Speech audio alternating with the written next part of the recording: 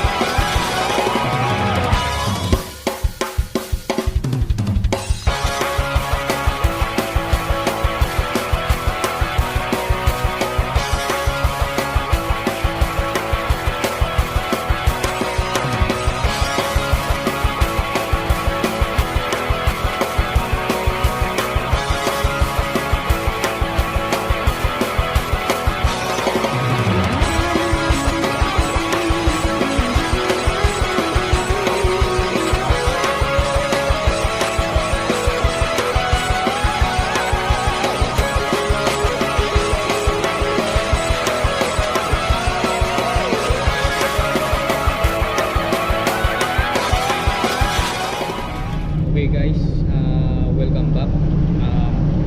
We are here again in our workshop, engine room workshop, and I will going to show you the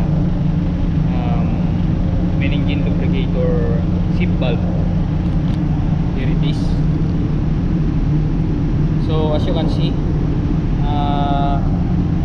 this was just pulled out from the number 6 main engine number 6 cylinder liner. Okay, so the cylinder oil goes in here. It enters here from lubricator pump through the pipe, high pressure small pipe here, then goes inside, then sprays here. Okay, so now before I am going to disassemble the valve, I want to test it first in the testing equipment. We have our testing equipment on board, and I want to make sure that this nozzle is still operating properly. Because if I disassemble it, then clean it, then conduct an inspection, then I assemble it again without knowing if this valve is still working properly, it's just a waste of time, Okay, so what am I going to do is I will gonna test it first, conduct a testing prior disassembling. Okay, so let's go, guys. Okay, to show you, this is our testing equipment, testing device being used to test the cylinder lubricator SIP valve. So it indicates here 3.5 to 4.0 megapascal. So we need to test it in that range. Okay, so if we can verify that it still sprays the cylinder oil in this range properly, we can make assurance that we can return it back, then reuse it again. Okay, so let's proceed to testing. Okay, guys, so as you can see, I made a small oil catcher, then I will put it in here.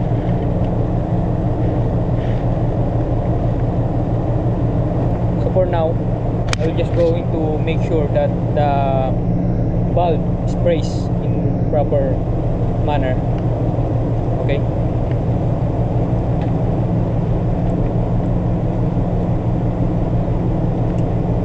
okay, so there it is.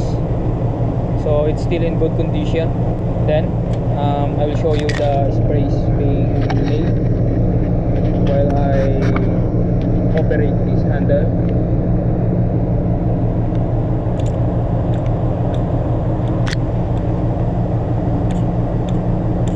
Okay, so it is confirmed that the nozzle, actually the valve is still working properly, so I will going to remove this for the meantime, then later on we are going to dismantle the valve.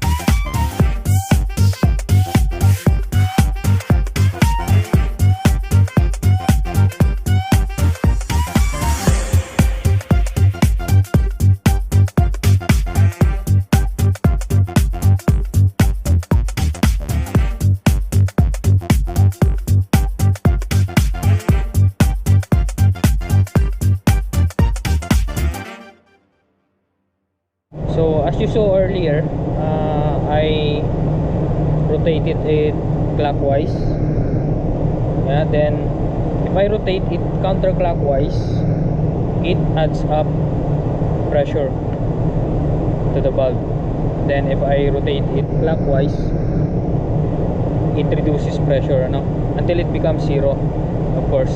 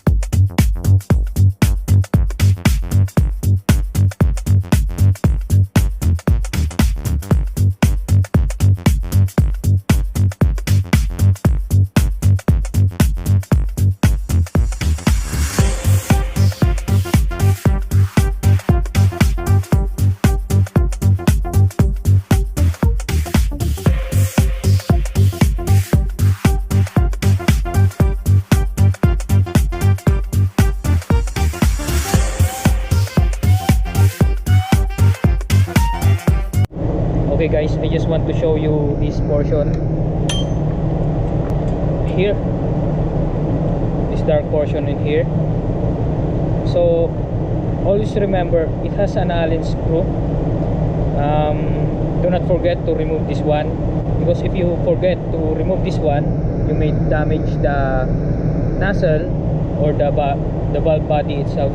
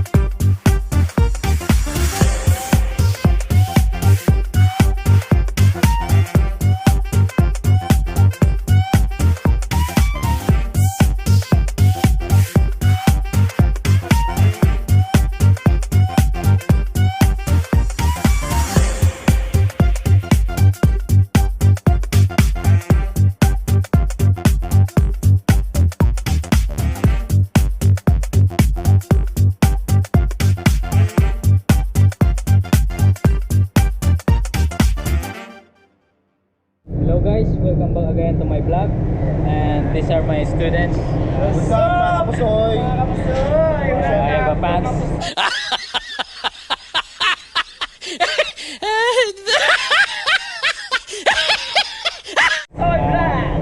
Okay, so now we will going to discuss how does this SIP valve works. Okay, so as I mentioned earlier, it has an spring inside. So as you can see in the drawing, there's the spring. So the spring pressure depends on how you adjust the screw. This screw, this one. So if you adjust it counterclockwise, I will show you. If you move it counterclockwise, as you can see, the gap between this portion and the screw body itself goes longer. So in that case, as this gap increases, of course it pushes the spring, then the spring pushes this one.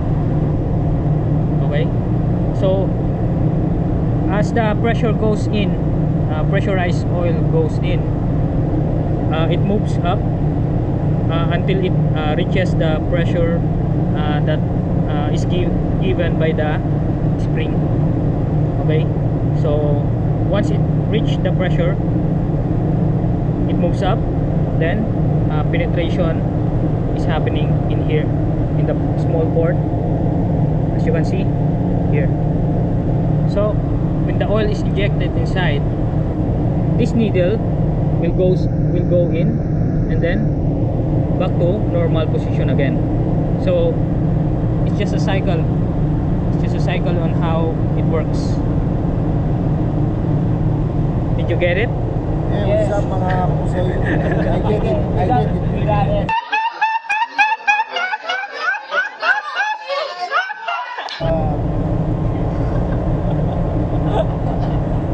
Okay guys, as you can see, assembling is a reverse of disassembling.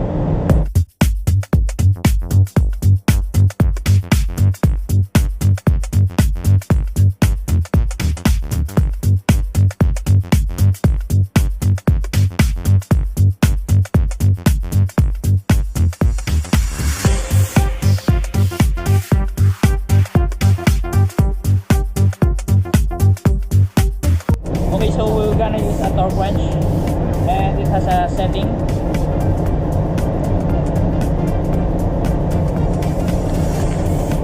We need to put it in 760 Newton meters.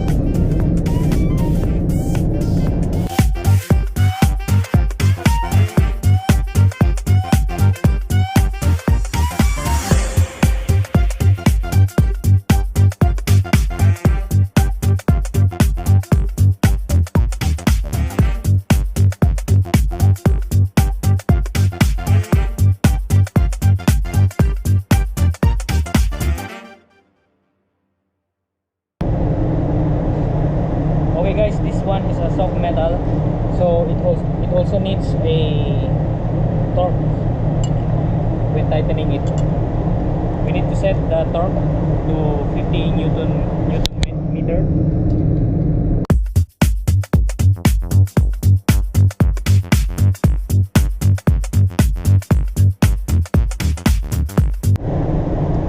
So now, before we put the top cover of the adjusting screw, we need to put it first on the testing equipment to test the valve that we assembled, and to determine if it's okay or not.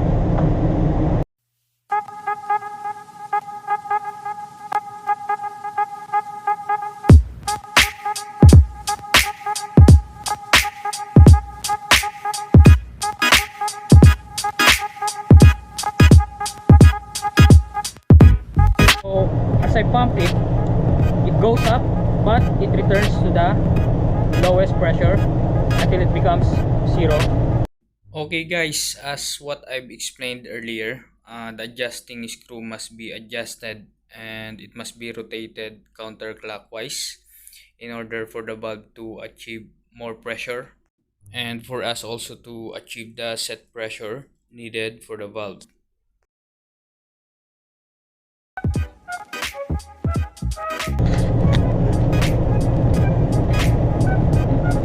Now as you can see, the pressure goes up,